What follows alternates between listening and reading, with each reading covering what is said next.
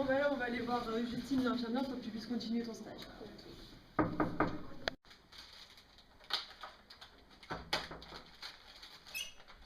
Bonjour.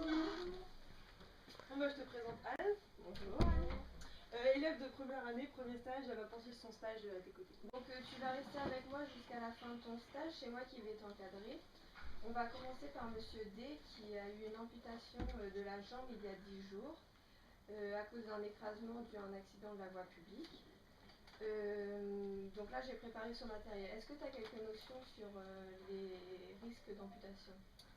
J'ai eu cours de traumato et je sais qu'il y a section des os, des nerfs, des vaisseaux, des muscles, donc il y a un risque majeur d'infection et il y a aussi un risque de flex.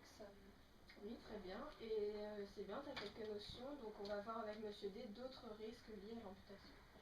Ok. Entrez. Bonjour. Bonjour.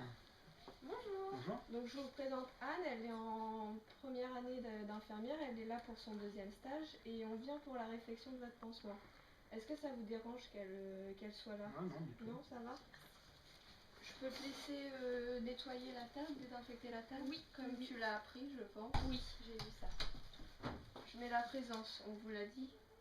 Oui, Hugo nous en a parlé. Voilà, toujours penser à ça. D'accord.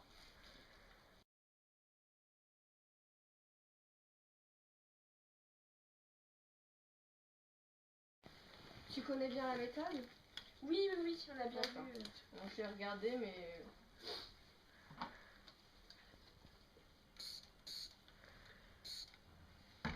Donc toujours, oui, sur le gant.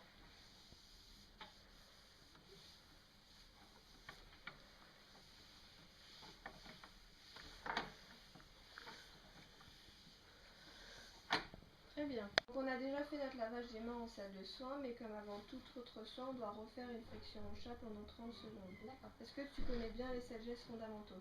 Je les ai déjà vus en cours, mais je préférais que vous me les remontriez. On va le faire ensemble. D'accord. Donc tu étales bien ton chat, le haut des mains.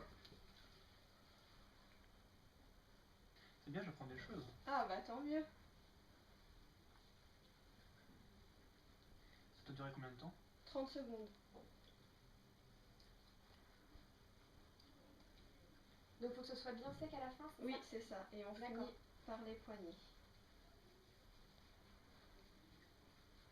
Là c'est bien sec.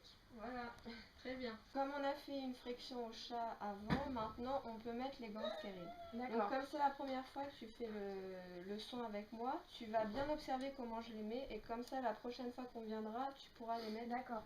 Toi aussi. Donc on ouvre le papier, on prépare le matériel. Il faut que tu fasses bien attention à ne pas toucher avec tes mains ce qui doit rester stérile. D'accord. Donc tu enfiles le premier gant. Voilà. Surtout ne pas toucher. D'accord. Après tu prends le deuxième. Donc là tu peux glisser ta main puisque c'est en contact avec les deux et tu fais ça. D'accord. Donc voilà. Tout est bien stérile et tu peux commencer à faire ton soin. D'accord. C'est la première fois Tu as bien compris? Excusez-moi. Non, allez-y, continuez. Allez-y, non?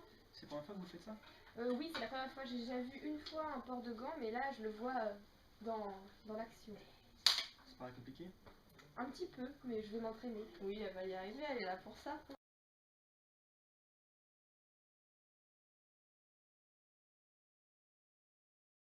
Quand tout est mis en place, on va pouvoir enlever le pansement. D'accord. Donc, je l'enlève. Et comme j'ai ce qui est sale, il ne faut surtout pas passer par le propre. Et tu mets directement dans la poubelle. D'accord. J'ai une question. Oui. J'ai plus de sensibilité dans le moignon. Vous avez plus de sensibilité du tout? Non. Bah, c'est normal, le fait qu'on ait coupé vos nerfs, il y a une perte de sensibilité dans l'extrémité de votre moignon. C'est l'un des risques que tu as oublié de me citer tout à l'heure. Donc maintenant, est-ce que tu peux me dire qu'est-ce que tu penses de la plaie? Pour moi, elle est sèche, elle n'a pas l'air... Il n'y a pas d'infection, il n'y a pas d'écoulement, il n'y a pas d'œdème. Non. elle est saine. Ouais. Les berges sont saines. Oui, très bien. Il faut bien que tu retiennes qu'à chaque fois que tu fais un pansement, il faut bien vérifier le risque infectieux. D'accord.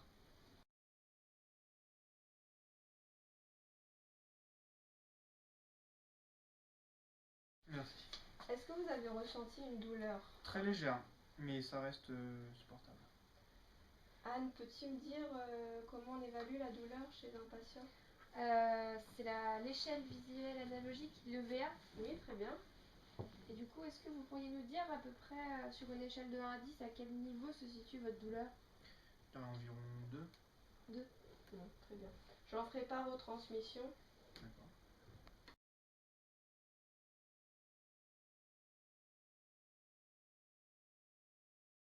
Donc tu vois Anne, il y a un autre risque dont je ne t'ai pas parlé tout à l'heure. C'est la complication liée à l'apparition du membre fantôme. C'est un risque très fréquent chez les personnes amputées. Donc le patient il évoque une douleur à l'extrémité du membre qui a été amputé. D'accord. Et je tenais à te dire que ton intervention lors de l'EVA était vraiment très bien et judicieuse. Et as-tu des questions concernant le soin? Bah, pas en particulier. Je suis contente parce que du coup, j'ai pu appliquer sur un cas concret mes connaissances. Et puis, du coup, la notion d'amputation, c'est plus concret pour moi. Bon, bah, c'est très bien.